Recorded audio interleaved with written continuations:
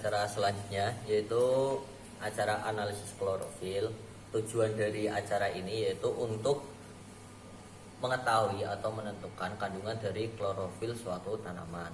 Nah, kenapa sih kita perlu tahu berapa kandungan dari klorofil kayak gitu? Nah, dalam fotosintesis salah satu hal yang sebagai mensukseskan fotosintesis itu salah satunya yaitu kadar dari klorofil. Semakin banyak klorofilnya, tentu hasil dari fotosintesis akan semakin banyak pula.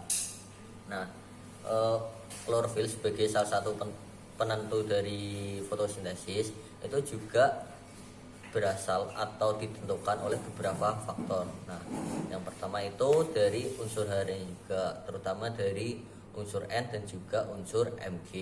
Kemudian dari intensitas cahaya yang diterima oleh tanaman tersebut, seperti itu. Terus juga dari bagaimana air yang diterima oleh tanaman tersebut. Untuk selanjutnya yaitu alat dan bahan. Nah, yang pertama itu daun tanaman, itu seberat 1 gram. Terus kemudian mortar, terus ada corong, terus juga ada kertas saring, terus juga ada tabung Erlenmeyer, terus juga ada aseton 80%. Nah, terus juga ada pipet untuk nanti ngambil asetonnya.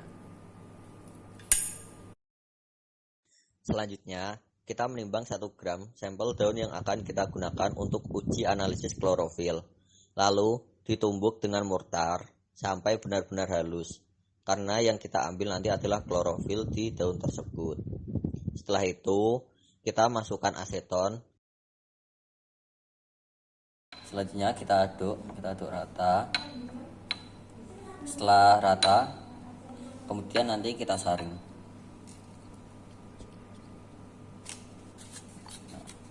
Kita siapkan dulu buat alat saringannya, corong, terus dikasih kertas saring.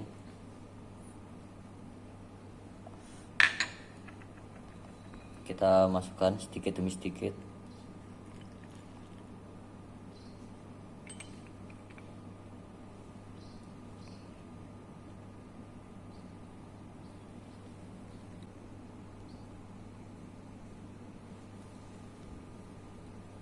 Kita tunggu nyampe turun semua.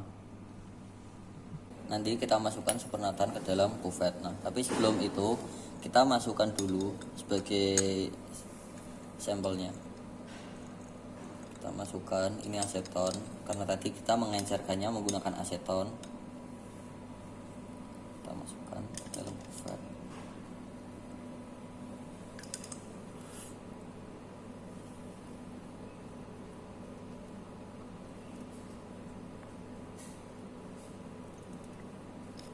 Sampai warna biru.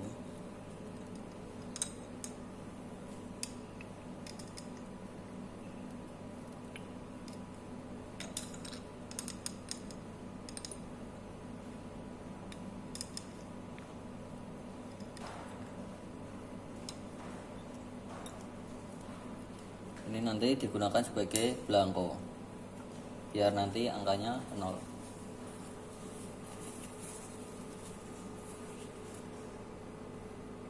Nah, selanjutnya belangkonya kita masukkan ke dalam spektrofotometer. Nah, jadi buat masukinnya, ini yang sisi bening itu sebelah kiri sama kanan. Kita masukkan. Kalau udah kita tutup. Nah, selanjutnya kalau udah belangko udah masuk, nah kita pertama gunain panjang gelombang yang 663. Kalau udah auto zero. Kita tunggu sampai nanti 0. Nah, kalau sudah 0 kita buka, terus kita keluarkan belangkonya. Nah, selanjutnya supernatan yang tadi udah kita buat, udah dimasukkan ke dalam kuvet. Kemudian kita masukkan ke dalam spektro. Kita masukkan. Kalau sudah, kita tutup. Nah, kita tunggu sampai angkanya stabil.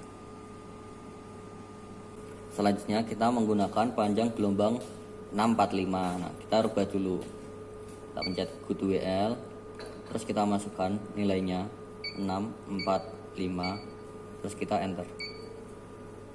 Nah, kalau udah berubah, terus kita masukkan belangkonya.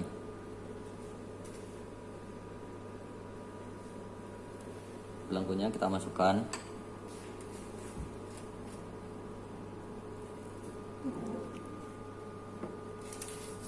Kalau udah, kita pencet auto zero.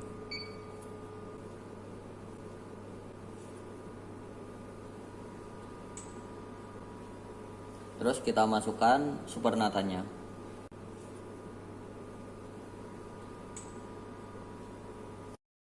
Kita tutup. Nah, kita tunggu sampai angkanya relatif stabil, bukan stabil sih, relatif stabil, 0,672. Nah, jadi seperti itu untuk cara kerjanya. Setelah kita dapat data dari spektrofotometer, selanjutnya kita hitung klorofil A, klorofil B, dan juga klorofil total dengan rumus sebagai berikut.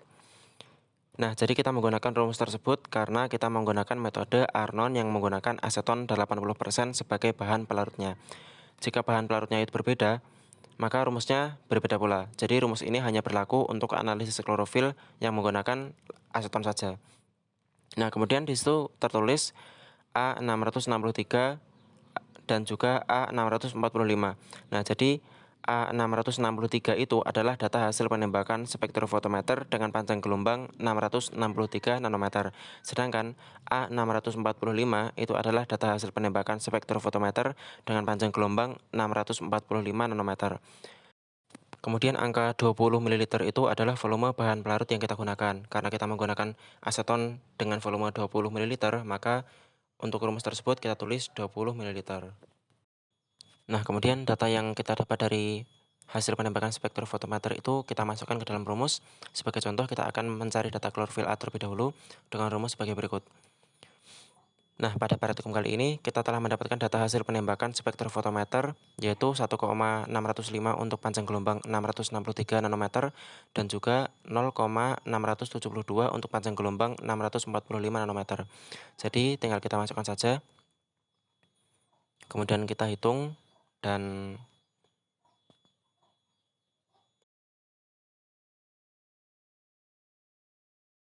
kita menemukan hasilnya yaitu 0,3715164 mg per gram.